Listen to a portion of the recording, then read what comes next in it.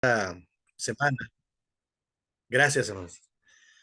Vamos a retomar esta cuarta sesión, cuarta semana, el cuarto subtema, que tiene que ver con las familias, que tiene que ver con la iglesia y la familia. Ya les platiqué en esta primera parte, ya vimos una parte del material de la presentación, donde yo le llamo la pastoral para la vida familiar a este archivo, que es uno de los primeros temas que yo trabajé aquí en México cuando estuve en la administración, porque me di cuenta, hermanos, que las familias de los líderes de la iglesia necesitábamos trabajo pastoral y estaban un poco descuidadas las familias. Y había líderes muy importantes, con imágenes muy importantes y títulos muy importantes. Pero yo me di cuenta que las familias estaban abandonadas, estaban sufriendo, estaban inconformes. Entonces yo me atreví a tocar el tema cuando entré a la administración. En algunos casos no me fue muy bien, déjenme les digo, porque no a todos les gusta que les toque el tema de la familia. De hecho, hubo ministros que hasta la fecha me dicen, con mi familia no se meta nadie, yo me encargo de ella. Pero evidentemente su familia está sufriendo, porque es un líder impositivo, es un líder duro, o algo tiene que ocultar, no lo sé. Pero con muchos líderes sí trabajamos el tema de la pastoral para la vida familiar. Este tema yo lo trabajé desde el año 2009, imagínense. Hicimos un cuaderno y viajamos por toda la República. De hecho, me invitaron a algunos lugares en aquellos años que yo estaba en la administración. Ya les platiqué, fui a Guatemala, El Salvador, Honduras, Nicaragua y Costa Rica. Y yo tocaba el tema de los líderes, porque yo decía, las principales familias que deben ser atendidas son las de los líderes, porque no se vale que nosotros prediquemos, tenemos que predicar con el ejemplo. Y de ahí que yo empecé a trabajar el tema de la familia, la pastoral para la vida familiar, empezando con los líderes. Y luego, ya como pastor, los últimos 6 años que estuve yo aquí ya en Monterrey, empecé a trabajar un programa que todavía estoy trabajando, déjeme le digo, ¿eh? Por ejemplo, el día de ayer platiqué con mi hijo, Uciel, el mayor, que es abogado, y le estoy pidiendo que me ayude él a que me oriente ahora en el mes de diciembre, que viene él aquí a visitarnos, porque yo le quiero presentar todo el material que yo tengo, porque tengo la intención, hermanos, de abrir una asociación civil que le llamo Familias Restauradas. Es un ministerio para la iglesia, pero yo no quiero que nada más sea para la iglesia, quiero que sea hacia afuera, porque las familias de la sociedad necesitan mucha ayuda. Y al ministerio le llamo Familias Restauradas. Y la base de este trabajo es que no hay familia. He desarrollado 3 o 4 premisas fundamentales. La primera es que no hay familias perfectas. O sea, ninguna familia, ni la del gobernador, ni la del presidente del ejecutivo, no hay familias perfectas, porque somos compuestas por seres humanos. Lo más valioso es la familia que tenemos, no son las propiedades, no son las cosas materiales, lo más valioso es la familia, entonces vale la pena dedicarle el tiempo y la concentración. Y tercero, necesitamos restaurar a las familias, ¿de acuerdo? ¿Cómo se restauran las familias? Yo he hecho un trabajo ya de muchos años, yo creo que desde que me casé en el año 1995, mi esposa Olimpia, estamos cumpliendo, de hecho mañana cumplimos 30 años de casados, tenemos aniversario. Ya le dije que me la voy a llevar a comer y la voy a tratar bien, ¿verdad? Porque me ha aguantado 30 años. Y es curioso, aunque todo el mundo, quien me conoce a mí, me trata muy bien la gente. Oiga, hermano, qué amable. Le digo, pero no saben lo que es vivir con un tipo como yo. Porque yo tiendo a ser muy disciplinado. De hecho, ha sido, ha sido todo un reto, hermanos, vivir en pareja, porque somos muy diferentes. Yo soy regiomontano, que es la ciudad de Monterrey, Nuevo León, ella es tijuanense, baja californiana.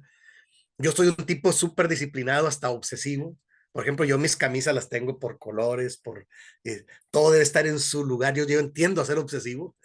Y ella no, ella fue la menor de su casa, después de 6 hermanos. Entonces ella fue una familia de la iglesia y con su papá un maestro muy, muy, muy, muy exitoso, y entonces era la menor, entonces ella está acostumbrada, entonces hemos batallado, pero hemos logrado hacer un trabajo de familia, creo yo, bonito, con 3 hijos varones, el mayor, déjenme les presumo un poquito, el mayor, Uziel Ismael, tiene 26 años, es abogado, es politólogo, da clases en la universidad, está haciendo su maestría, todo eso, ¿no? El otro, el que tiene 22 años, él estudia como su mamá, estudia administración de empresas, ¿verdad?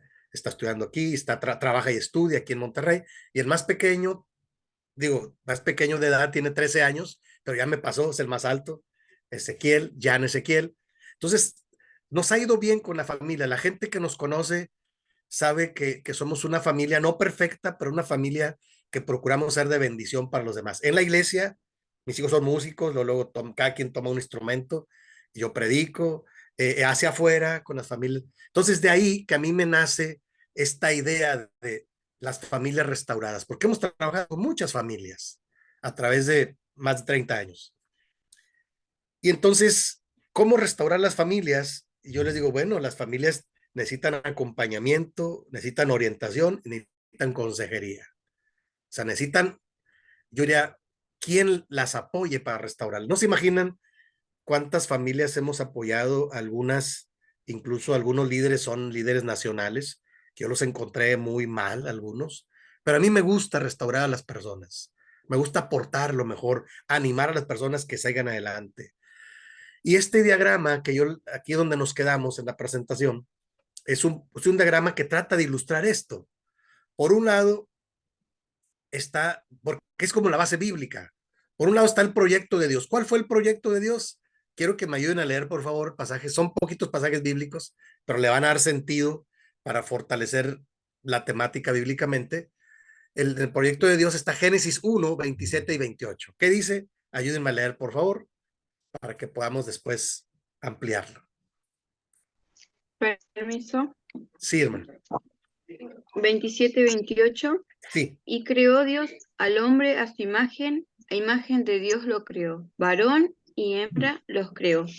Y los bendijo Dios y les dijo, fructificad y multiplicaos, llenad la tierra y sojuzgadla y señoread en los peces del mar, en las aves de los cielos y en todas las bestias que se mueven sobre la tierra. Amén. Gracias, hermano. Este primer pasaje, hermanos, tiene que ver con el proyecto original de Dios. Y creó Dios a su imagen y semejanza, varón y hembra los creó. Fíjese lo que yo he deducido de este pasaje.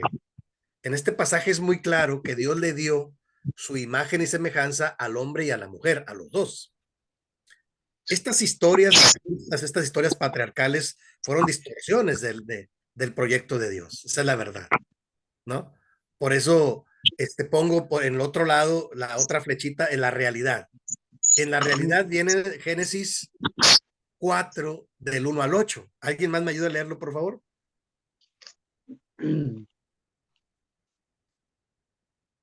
Amén.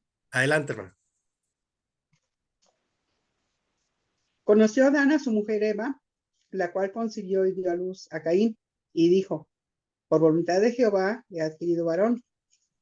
Después dio a luz a su hermano Abel, y Abel fue pastor de ovejas, y Caín fue labrador de la tierra.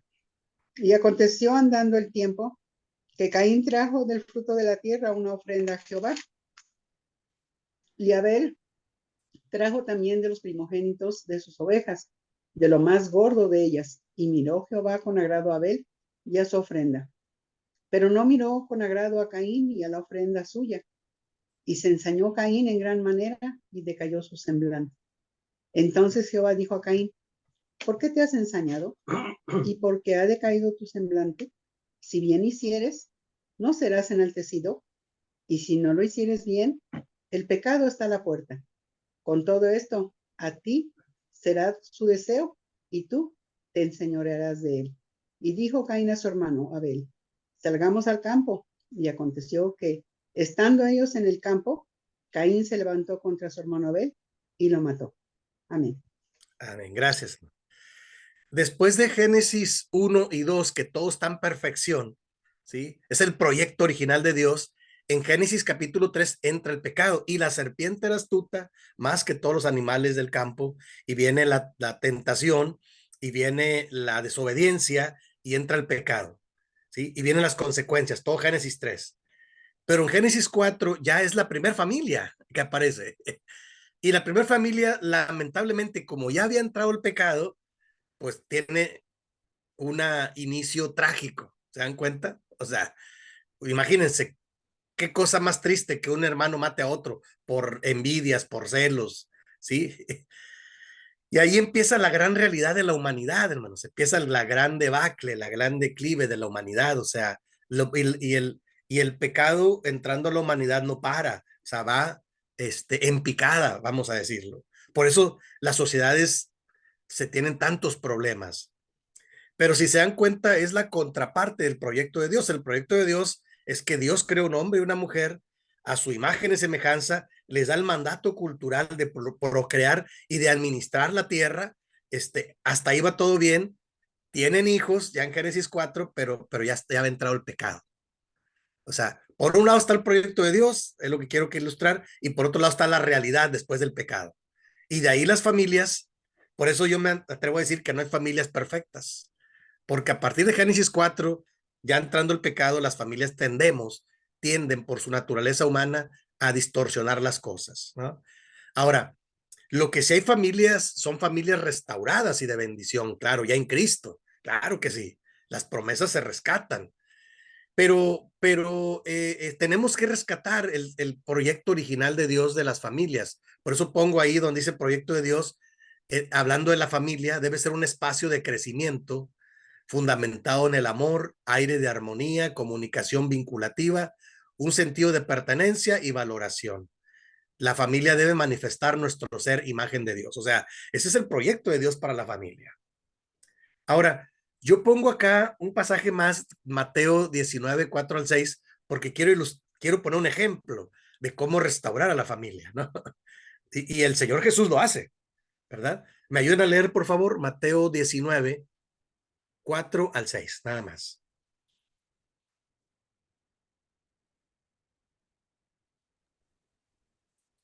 Permiso. Sí, ¿no? Él respondiendo les dijo, ¿no habéis leído que los hizo al principio varón y hembra los hizo? Y dijo, por esto el hombre dejará padre y madre y se unirá a su mujer y los dos se unirán en una sola carne. Así que no son ya más dos, sino una sola carne. Por tanto, lo que Dios juntó, no lo separe el hombre. 6. Gracias, hermana.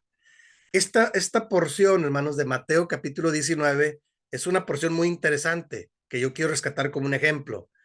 Cuando la predicación del Señor Jesús se está dando, trae el inicio del evangelio y del reino de Dios, dice al principio ahí que le hicieron una pregunta para tentarle. Una pregunta, decimos nosotros, capciosa. ¿Es lícito dar carta de repudio a la mujer por cualquier causa? Se refieren a una tradición de los judíos para ese momento, sus tradiciones, sus costumbres. Y lo que el maestro le responde, porque es una pregunta para tentarlo, si él decía lo que dijera iba a quedar mal, porque iba a atentar contra su tradición. Y el maestro, con toda la sabiduría de Dios, les dice que no han leído lo que al principio, ¿a cuál principio? Génesis 1, 27 y 28. Se remite allá al Señor, el Señor Jesús se remite al proyecto original de Dios, que Dios creó un hombre y una mujer, y lo que Dios juntó no lo debe separar el hombre, es el proyecto original de Dios, ¿no? Y le agrega algunas cosas más. Ahora, el diálogo sigue y le preguntan, le dicen aquellos que estaban preguntando para tentarle, porque Moisés les permitió dar carta de repudio al pueblo judío. ¿Qué era eso? Era una ley que aparece en Deuteronomio, hermanos, que si una mujer no cumplía, como era una cultura para ese momento patriarcal, situada en el varón, la mujer realmente no tenía mucho valor. E incluso había poligamia, ¿de acuerdo? Un hombre puede tener varias mujeres. Por eso el maestro dice, pero en un principio no fue así. Pero ellos todavía le responden, porque Moisés les permitió. Y luego el maestro les dice, sí, Moisés se los permitió, pero por la dureza de su corazón, pero en un principio no fue así. ¿Se dan cuenta? Para mí es un pasaje muy valioso donde el Señor Jesús trata de rescatar el proyecto original de Dios para la pareja y para la familia. ¿De acuerdo? Y aunque han pasado muchas cosas, pero es la dureza del corazón del hombre. Como dice Génesis 4, es el pecado que entra al corazón del hombre. Por eso es que no se cumple con el mandato cultural y con el proyecto el proyecto de ser familia en el proyecto de Dios. O sea, lamentablemente. Entonces, para ese entonces el Señor Jesús como que pone en su lugar cada cosa y rescata la dignidad de la mujer, pero también de la familia. Le dice, pero no, aunque Moisés se los permitió en Deuteronomio, lo tuvo que legislar cuando el pueblo ya iba entrando, venía después del desierto, pero en un principio no fue así, porque lo que Dios creó en su proyecto original es lo que pasó al principio. Y entonces les recuerda el proyecto original de Dios. Bueno, lo cierto es, hermanos, que nosotros como iglesia y como líderes y como pastores necesitamos ejercer una labor pastoral situada en la familia. Por eso pongo en el centro la línea punteada ahí, ¿no? La línea punteada viene, ¿cómo podemos rescatar y empezar a trabajar con las familias para restaurarlas? Primero, tenemos que rescatar la dignidad de la familia, cualquiera que sea su circunstancia de la familia. Porque ya dijimos que no hay familias perfectas, ya dijimos que hay diferentes modelos de familias, pero ya dijimos también que lo más valioso es la familia. ¿No se imaginan cuántos tipos de familias yo he conocido y con la orientación y con la palabra y con el acompañamiento, hay familias que se han restaurado? Bendito Dios. Yo tengo esa satisfacción. Por ejemplo, ahorita el ejemplo que ponía la hermana Tatiana antes del receso, de cómo es un ejemplo muy claro, cómo en la iglesia hay diferentes tipos de familias. Ahorita me estaba acordando yo que cuando llegué a esta iglesia, esta última que pastoreé, 5 años, había unos niños que llegaban a comer y no tenían, eran de familias de la iglesia, pero los papás los descuidaban y llegaban solitos a la hora de la comida. Y entonces yo le decía a mi esposa, oye, pues haz un poquito más. Y sí, ella ya sabía y le servía, siéntense. Y siempre llegaban a la hora de la comida.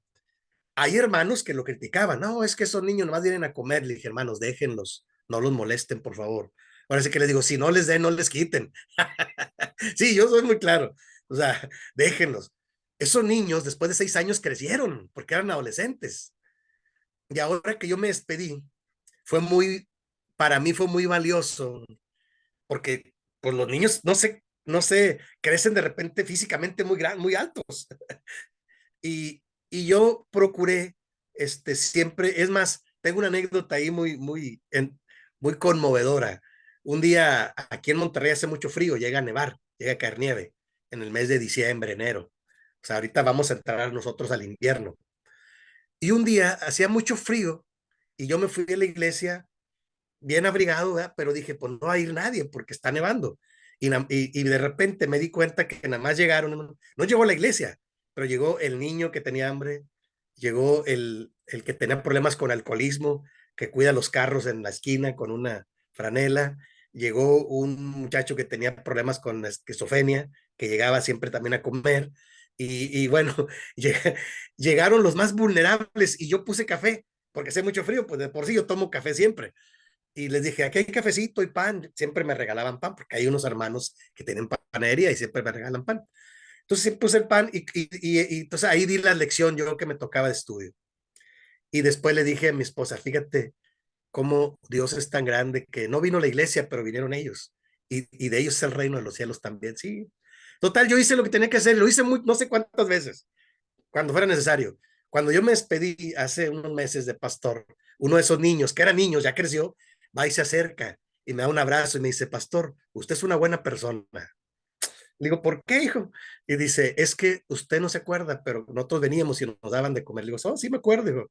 Y dice, pero es que no teníamos ni para comer. Le digo, yo lo sabía, por eso les dábamos, porque por eso les compartíamos. Ahora ya están estudiando, ya crecieron, ya me dice, mire, voy a estudiar esto y lo otro y lo otro. Entonces yo cuando estaba con ellos ahí los motivaba. Para mí eso es restaurar, hermano. ¿Sí me explico? O sea, a veces tú haces cosas que parece que insignificantes, pero darles una taza de café, un pan y darles una buena plática de la palabra, una buena motivación, hermanos, son niños que van a llegar primeramente Dios a ser alguien en la vida. Yo les dije, ustedes son hijos de Dios, ustedes tienen potencial para estudiar lo que ustedes quieran, ustedes van a ser alguien en la vida, no se hundan en el pecado, en las drogas, porque esta colonia es de drogas.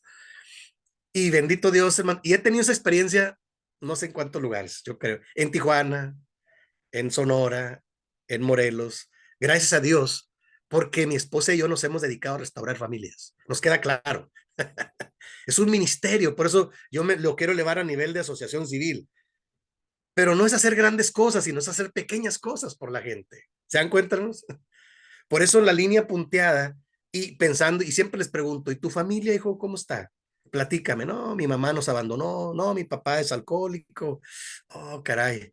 ¿Y vas a estudiar? Pues no sé, mira, ánimo, apenas vi a uno de ellos que un día tuve consejería con él porque andaba muy mal el jovencito, andaba queriendo traer en drogas con los amigos, y ahorita ya me dijo, no, papá, hermano, ya no soy pastor ahí, pero luego me buscan, no me los encuentro. Y me dice, no, pastor, ya estudié la preparatoria, ya voy a entrar a la carrera. Qué bueno, hijo, qué bueno. Cuente conmigo, o sea, échele ganas.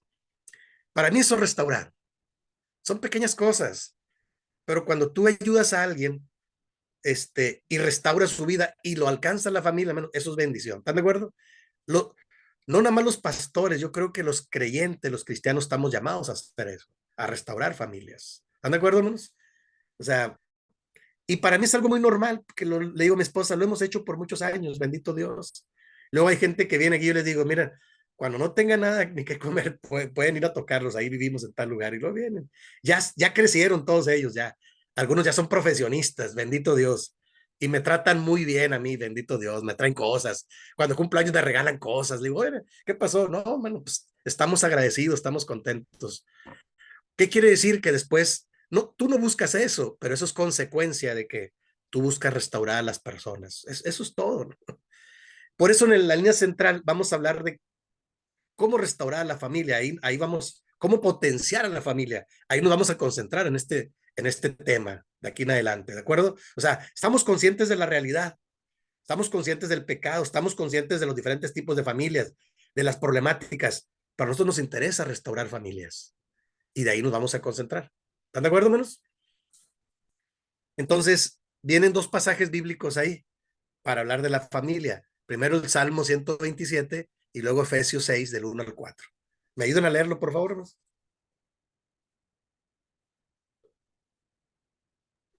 Tengo Efesios. Adelante, hermano. Efesios 6, del 1 al 4 dice, hijos, obedeced en el Señor a vuestros padres, porque esto es justo. Honra a tu padre y a tu madre, que es el primer mandamiento con promesa, para que te vaya bien y seas de larga vida sobre la tierra. Y vosotros, padres, no provoquéis a ir a vuestros hijos, sino criadlos en disciplina y amonestación del Señor. Amén. Amén. Gracias. ¿Y el Salmo 127, no? ¿Lo leo? ¿Todo el Sí, Salmo 127? sí, por favor. Bueno. Jehová no edificare la casa, en vano trabajan los que la edifican. Si Jehová no guardare la ciudad, en vano vela la guardia. Por demás, es que os levantéis de madrugada y vayáis tarde a reposar, y que comáis pan de dolores, pues su amado dará Dios el sueño. He aquí herencia de Jehová son los hijos, cosa estima el fruto del vientre, como saetas en mano del valiente, así son los hijos ávidos en la juventud. Bienaventurado el hombre que llenó su aljaba de ellos. No será avergonzado cuando hablare con los enemigos en la puerta. Amén. Amén. Gracias, hermano. Estos dos pasajes, hermanos, son dos pasajes que hablan de la familia, uno en el Antiguo Testamento y otro en el Nuevo Testamento. Y ahí me parece que el apóstol Pablo es muy claro, cuando Efesios hace una síntesis para hablar de la familia y habla del papel que juega cada quien en la familia. Los padres deben de tener un papel importante como aquellos que guían, que orientan, y me llama mucho la atención en criarlos en disciplina y amonestación del Señor.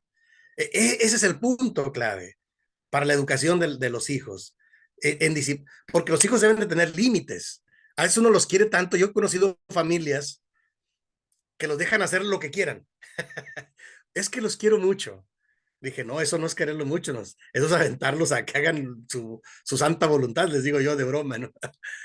O sea, crear en disciplina y amonestación del Señor, es todo un arte, me dijo una vez una persona, es todo un arte, porque implica pedirle a Dios la sabiduría para saber cuándo motivarlo y cuándo ponerle límites, cuándo, sí darle lo que necesita y cuándo decirle, no, hijo, esto no conviene, tranquilos. O sea, no es tan sencillo llevar una familia. Por eso ahí el apóstol habla de la familia cristiana. Me gusta por eso Efesios, porque ya habla de la familia cristiana, ya están en Cristo, y habla de que el padre y la madre y los hijos tienen cada quien una función diferente. Entonces, cuando en la familia, hermanos, cada quien asume su responsabilidad, el padre como la cabeza de la familia, la mujer como participante y los hijos en disciplina y amonestación del Señor, los van educando y criando. Puede haber a lo mejor algún error porque no somos perfectos, pero no son errores tan trascendentales. Ahora, puede ser también que los hijos se pueden equivocar. Apenas estaba yo platicando estábamos mi esposa y yo platicando, porque seguido tenemos, esa es una de las, como hay mucha gente que nos busca, mi esposa está haciendo un estudio en una asociación civil sobre trauma en los hijos. Tiene una clase virtual también. Ella está en un programa que le llama, de una asociación civil que se encargan de restaurar familias. Se llama Back to Back, la asociación civil. Rescatan niños y familias violentadas y los dan en adopción a familias temporalmente. Y unas jóvenes de la iglesia trabajan ahí, uno es psicólogo y otro trabajador social, y mi esposa es voluntaria. Y yo le dije, sí, hija, involúcrese ahí porque usted va a crecer mucho, porque a ella le gusta esa área, ella es muy cálida con los niños. Le digo, es parte de nuestra preparación y nuestra aportación. Entonces, estábamos viendo un caso y me dice, fíjate cómo a veces los padres, cuando los hijos se equivocan, en lugar de entenderlos y restaurarlos, los corren. Y es uno de los grandes errores, ¿no? Dice ella, porque los hijos siempre son los hijos. Digo, sí, yo lo entiendo. Y en el caso nuestro, hemos hecho una muy buena mancuerna. Yo soy la parte dura, la verdad. O sea, yo soy duro y disciplinado con mis hijos, que son varones. Sí, cuando se portan mal, hijos, tranquilos, siéntese, vamos a platicar. Y su mamá no, su mamá es muy cariñosa, entonces yo le digo, cuando yo me pongo duro, usted déjeme hablar, porque yo voy a poner las cosas en su lugar, porque no me gusta que se distorsionen. Bendito Dios, hasta ahorita nos ha ido bien, nos ha ido bien, nos ha ido muy bien. Todavía no se casan nuestros hijos, ninguno de los tres, pues está el mayor, aunque tiene 26 años, todavía soltero, sigue estudiando y trabajando. Y los tres te estudian. Entonces, pero estábamos viendo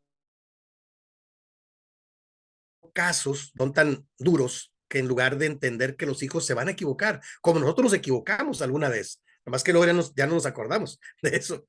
Me dice mi esposa, lo peor que un padre puede, unos padres pueden hacer es no apoyar a sus hijos cuando se equivocan. Claro, Leo, porque quien debe saber quien debe aprender a restaurarlos son los padres primero, porque son los hijos finalmente. Y le digo, fíjate cómo hace mucha orientación, falta mucha orientación hacia los padres para estar preparados para restaurar a los hijos cuando fuera necesario. Cuando estás en la parte preventiva de poner límites firmes, de crianza, de valores, está bien, pero ya cuando estás en la parte correctiva, igual, tienes que mantenerte en amarlos y restaurarlos. No que solapes, no, pero que tú los apoyes para restaurar. Porque cuando una persona se restaura, una persona puede superarlas, cualquier cosa por la que esté pasando. ¿De acuerdo, hermanos? Entonces, porque eso es lo que está en la palabra. O sea, en la palabra, la familia es el valor más grande que Dios nos ha dado. El salmista lo dice, ¿no? Los hijos son una herencia que Dios nos dio. Bienaventurados, dice, los que Dios les dio los hijos. Dice, es como a una protección que tienen cuando ellos crezcan y los padres mengüen. O sea, los hijos finalmente son los que van a protegerlos, es lo que dice la parte final.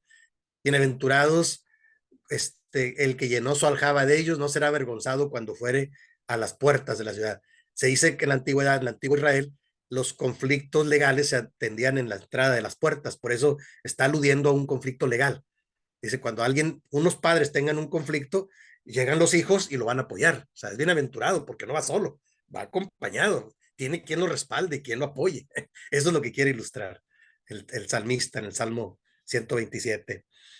Y bueno, ¿cómo restaurar a la familia si la familia necesita acompañamiento, orientación y consejería? O sea, eso es muy importante que no lo perdamos de vista nosotros los padres, ¿sí? Yo entiendo que una generación hacia atrás, aquí en México, hermanos, venimos de una educación férrea. ¿Y saben qué es eso, verdad? Dura. O sea, hubo una generación para atrás, hacia atrás, que los padres eran muy duros. No, hoy en día ya hay derechos humanos y hay educación. Antes no, era de pegarle a los hijos. Yo creo que también allá, supongo, que también pasaron por esa etapa.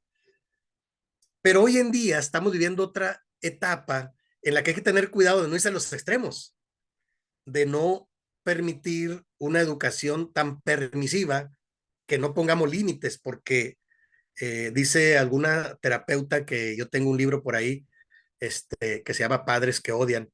Dice la terapeuta Susan Orworth, se llama, es americana. Ella dice que tiene un libro que se llama Padres que odian. Dice, los padres que no ponen límites a los hijos hacen que ellos de grandes se conviertan en tiranos, porque no conocen límites. Entonces la propuesta de ella es poner límites firmes, pero con amor, con diálogo, con cuidado. No es tan sencillo, pero ahí está todo un reto para nosotros, ¿no? El restaurar a las familias. Y voy a la siguiente filmina, que es a donde me quiero quedar, ¿verdad? Y estos 4 puntos son muy importantes para mí, hablando de la familia y cómo restaurar. La familia es el vehículo para hacer presencia del reino de Dios en la tierra. O sea, ¿cómo la gente se va a dar cuenta que el reino de Dios está en la tierra? A través de las familias. Entonces, cuando una familia es de bendición, hagan de cuenta que la familia es un vehículo de ser presencia de Dios, del reino de Dios en la tierra, porque se convierte en una familia de mucha bendición. Segundo, vida en abundancia es una vida en crecimiento y celebración de la existencia. O sea, las familias tenemos que aprender a celebrar la existencia. O sea, qué bueno que Dios nos da la bendición de estar vivos, tener familia, esté como esté. Ahora, si no está bien, hay que restaurarla, pero hay que aprender a disfrutar la vida, vamos a decirlo así. Yo soy muy de esa línea de generar un bonito ambiente en mi hogar, con mis hijos, de tal manera que ellos hasta traen amigos siempre, siempre traen amigos en la casa, y nosotros estamos acostumbrados. Le digo a mi esposa, ¿sabes qué? Déjalos ahí en el cuarto, son chicos de la iglesia, ¿no? Está bien, porque son músicos, invitan, ahí se quedan aquí, quieren quedarse, está bien, nosotros nos metemos en nuestra habitación, ahí está todo, con cuidado, ya sabemos estar en la casa, pero ellos siempre traen amigos. Y me preguntan, oiga, pastor, ¿por qué siempre quieren ir a su casa? No lo sé, yo creo que se la pasan bien, porque yo soy cuidadoso de que pues cómprales algo, comida, que la pasen bien, ahí está. Para eso es el hogar, para generar un buen ambiente. Es la celebración de la existencia y de la vida en crecimiento. ¿Sí? Aunque no tengamos tantas cosas, pero lo que tenemos lo compartimos. A mí me gusta que el hogar sea un hogar con un bonito ambiente. Y por eso siempre me están visitando diferentes hermanos, jóvenes, quieren venir a quedarse con mis hijos. Está bien, bienvenidos. Tercero, hay que asumir responsablemente las tareas pertinentes de acuerdo al rol que nos toque. Si es un varón, tiene que ser cabeza de la familia, no puede evadir ser cabeza de la familia. Si es la mujer, pues la mujer tiene que ser colaboradora también y juntos ponerse de acuerdo para criar en disciplina y amonestación del Señor. O sea, y a los hijos hay que transmitirles cuáles son sus responsabilidades de acuerdo a su edad, de acuerdo a su edad, ¿no? Nosotros somos muy cuidadosos de que van creciendo, como ya tuvimos la experiencia de 3 hijos, ya le dije, ya tiene edad, ahora sí, hijo, le tocan lavar los trastes este día, hijo, le toca esto, no, mamá, sí, a todos nos ha tocado. Y entonces es una manera de enseñarles a asumir las responsabilidades en las tareas pertinentes de acuerdo a la edad, ¿sí? Pero es una manera de irlos forjando y educando poco a poco. Tampoco dejarles todo, no, pero es poco a poco, porque, porque es parte de la vida. Así vas, cuando tengan un estudio, un trabajo, así va a ser. Van a tener que asumir responsabilidades.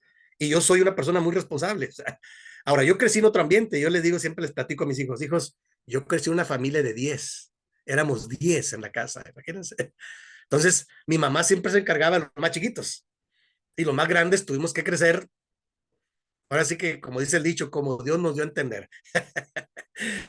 Fue muy duro, porque imagínense una casa con 10 hermanos, no hombre, era toda una celebración, era todo un evento cada vez que nos estábamos a comer, pero yo lo recuerdo con mucho cariño, ¿no? Entonces, pero cada quien tenía sus tareas, sí, mi mamá hasta la fecha, ya mi papá en el año pasado, en diciembre del año pasado, mi papá murió de 89 años, pero mi mamá es una mujer viuda muy fuerte, pero mi mamá ya es una mujer de 85 años, pero sigue poniendo reglas. A ver, le toca esto, ella pone reglas a todos. Y pues todos nos sujetamos porque pues ella es la que ahora dirige ahí la familia. Aunque ella tiene su casa y vive sola, pero siempre hay días en que todos nos juntamos ahí en su casa, ¿no? Y el último punto dice que la base de la familia ha de ser el compromiso de un varón y una mujer ante sí mismos, ante la nueva relación y ante Dios. Eso es muy importante. O sea, el compromiso mutuo en la familia, eso es importante. Tenemos compromisos mutuos. Dice que es el compromiso de un varón y una mujer ante sí mismos, ante su relación y ante Dios. Y entonces estamos hablando de la solidez de una familia. Si eso no existe, entonces cuidado.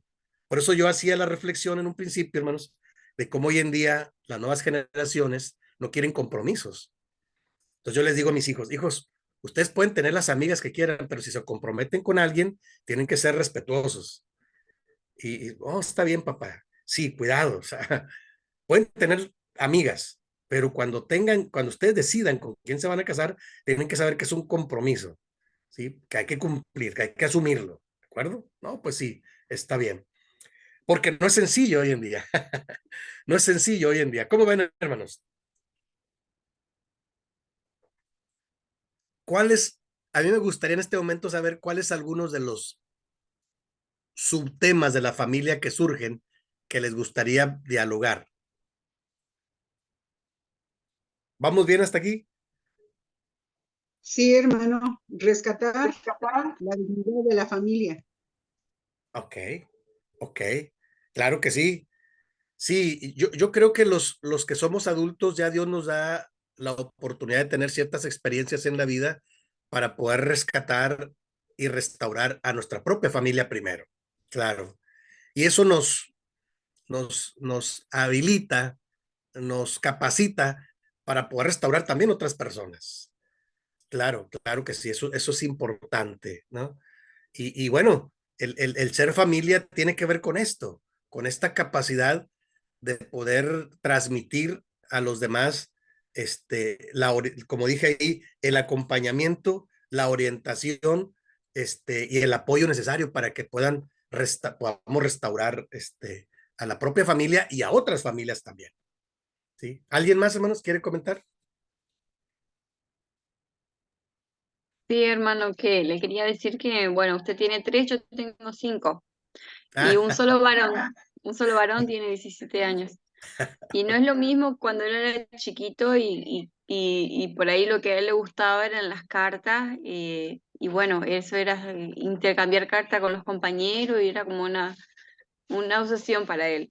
Y hoy mi nena más chiquita tiene 3 años y por ahí lo de ella es el teléfono. Ok. Por ejemplo, ahora está al lado mío, está con el teléfono y se enoja y se fastidia y tiene una clase de reacción muy fea, ¿no? No. Así que hoy, solamente con 5 años, 10 años de diferencia, hay una diferencia enorme de lo que es la educación, a lo que nos enfrentamos como papás y a lo que tenemos que decir que no y que sí, y bueno, hay mucha diferencia.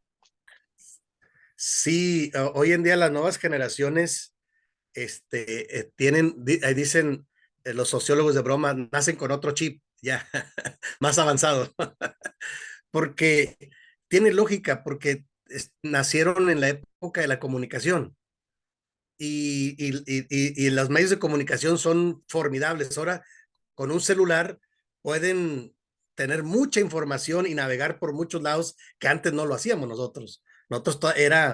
La educación nuestra fue más lenta, pero más segura. O sea, cuando nosotros nos enterábamos, decir, por ejemplo, ahorita la educación, uno de los grandes temas, hermanos, ahora en día, creo que lo vamos a tocar un poco más adelante, en este archivo, y la sexualidad y familia. Hoy en día, el aspecto de la sexualidad está muy expuesto y para nosotros eran cosas vergonzosas. Si uno veía un desnudo en la televisión, uno le cambiaba o algo. Ahora no, ahora es muy normal para todos. O sea, y uno se espanta y dice, ¿qué? Pues es normal. Digo, oh, caray. O sea, de ahí para arriba hay muchos ejemplos. O sea, lo que antes era pudoroso y vergonzoso, ahora es normal. Cuidado. O sea, entonces yo a los hermanos y hermanas que tienen hijos e hijas chiquitos, les digo, solo tengan cuidado con la hipersexualidad, o sea, iniciarlos muy pequeñitos, todo tiene su tiempo, ¿ya?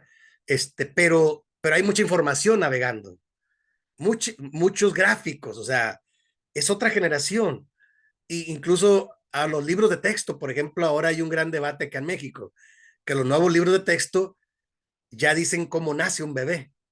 Y nosotros todavía éramos grandes y pensábamos que los bebés venían de Francia. Así y los traía una cigüeña. Ahora no, ahora hay videos donde ellos están viendo todo el alumbramiento. Bueno, yo hasta, yo tuve la experiencia, bendito Dios, cuando tuve mi primer bebé con Olimpia, hace pues 26 años, cumplimos 30 años de casados, pero duramos como 4 años sin tener familia. Y cuando nació el primer bebé, yo quise estar en el parto y cortar el cordón, porque yo quería ver, yo quería estar, y sí lo pude, con el primero y con el segundo.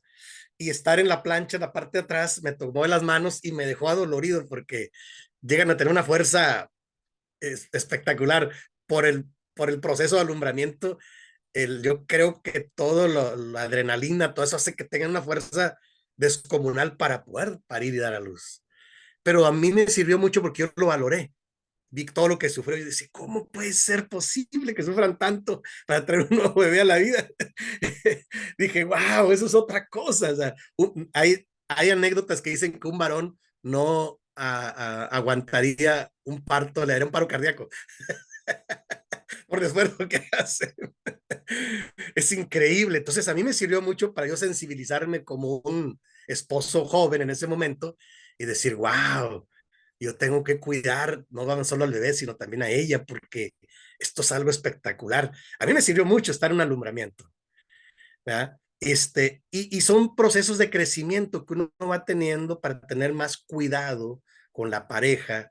Entonces, yo siempre he creído que todo evento debe servir para crecimiento. El problema es que hoy en día toda la información que circula en las redes sociales, en internet, solo se transmite información por esparcimiento y lamentablemente no está bien orientada. Entonces nosotros tenemos, creo yo, una gran responsabilidad de estar revisando qué están mirando y orientarlos. Por ejemplo, yo no les prohíbo a mis hijos tantas cosas, pero sí los oriento. Ok, viste eso, pero hay otro punto de vista. Tengan cuidado. No, está bien, papá. O sea, este, y, y siempre darles la otra versión, la otra cara de la moneda, que no se queden con una sola. Eso es una estrategia también. Porque si se quedan solo con una información, entonces se convierte en algo muy trágico. ¿Están de acuerdo? Porque se quedan más con una parte de la historia. Entonces yo soy muy cuidadoso de decirles, hijos, ok, eso dicen ahí, pero miren, pero no dicen esto, ni esto otro. El asunto de las drogas, por ejemplo. Yo vengo de un problema de adicciones de muy joven. O sea, yo dejé todo cuando me convertí a Cristo, ya escucharon un poquito mi testimonio de fe, pero yo crecí sin la Biblia, sin una familia cristiana en un barrio muy difícil, una colonia muy difícil. Entonces, cuando veo que hay problemas de adicciones, le digo a mis hijos, tengan cuidado, porque parece que es eso la gran cosa, pero no saben cómo se sufre cuando una persona entra en adicciones. Por eso es que yo cuando yo me convertí a Cristo, dejé todo y luego yo me preparé para poder trabajar, y es una de las áreas que yo trabajo con gente que tiene problemas con adicciones, con alcohol y marihuana y todo lo que va surgiendo. Y a veces me invitan a trabajar en centros de rehabilitación para dar pláticas y todo esto. O sea, yo he crecido mucho, he aprovechado las circunstancias de la vida por las que he pasado, pero les digo, eso que se ve en las películas, en las novelas y en la televisión, es más trágico la realidad, es más trágica, porque una persona con adicciones, se le corta la vida y su visión se corta y su proyecto de vida se corta también. O sea, hay muchas consecuencias físicas, emocionales, de todo tipo. Entonces, yo digo que no podemos competir con toda la información que reciben en las redes sociales y en los medios de comunicación, pero sí dar nuestra propia orientación. A eso yo le llamo acompañamiento, orientación y consejería.